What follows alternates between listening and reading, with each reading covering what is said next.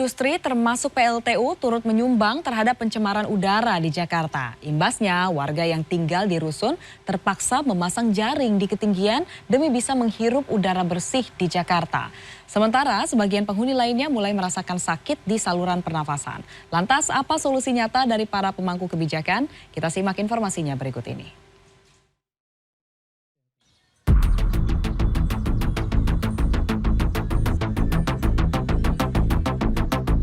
Warga Rusun Marunda Cilincing, Jakarta Utara merupakan salah satu kelompok masyarakat yang terdampak pencemaran udara dari sektor industri.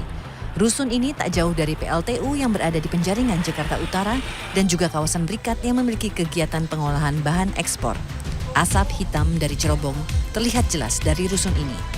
Salah satu warga, Sundari, ibu rumah tangga dan kader PKK mengaku sejak 2017 tinggal di permukiman tersebut. Ia kerap merasakan sesak nafas. Bahkan 2 minggu ini batuknya tak kunjung hilang. Nomor satu kesehatan ya kan, yang kami rasain, terutama saya sendiri, saya memang sudah punya penyakit, tapi di sini lebih sering kambuh penyakit saya karena polusi udara debu ini gitu. Saya sering ke dokter. Satu memang faktor turunan juga, kedua memang ada pencemaran sedikit dari polusi udara, semacam kayak kena flek paru-paru gitu. Di sini juga banyak, bukan saya aja yang kena flek paru-paru. Polusi industri tampak jelas dari debu tebal hitam di jendela, dinding, dan lantai.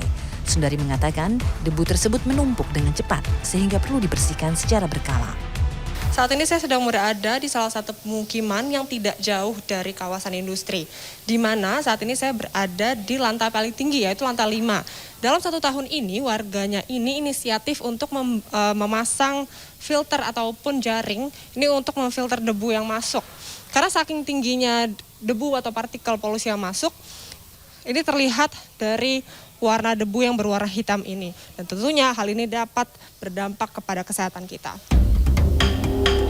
Berdasarkan data Dinas Kesehatan DKI Jakarta, ada lebih dari 600.000 kasus ISPA di Jakarta sejak Januari hingga Juni 2023 yang diduga akibat polusi udara. Indeks kualitas udara Jakarta sempat menembus 169 AQI per 13 Agustus, kategori tidak sehat. Menurut laporan KLHK 2020, industri energi menyumbang 31% pencemaran udara di Jakarta. Hasil riset Walhi 2023, PLTU batubara menyumbang 20 hingga 30% polusi udara di Jakarta. Guna mengurangi polusi di Jakarta, Pemprov DKI Jakarta mengupayakan sejumlah solusi.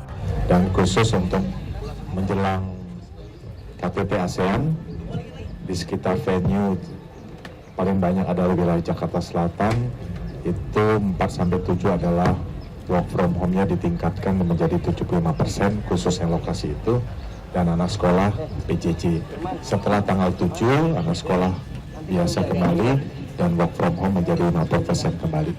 Juru kampanye iklim dan energi Greenpeace, Bondan Andrianu, mengatakan berbagai solusi yang dijalankan pemerintah sudah baik untuk mengurangi solusi, tapi belum menyentuh ke akarnya.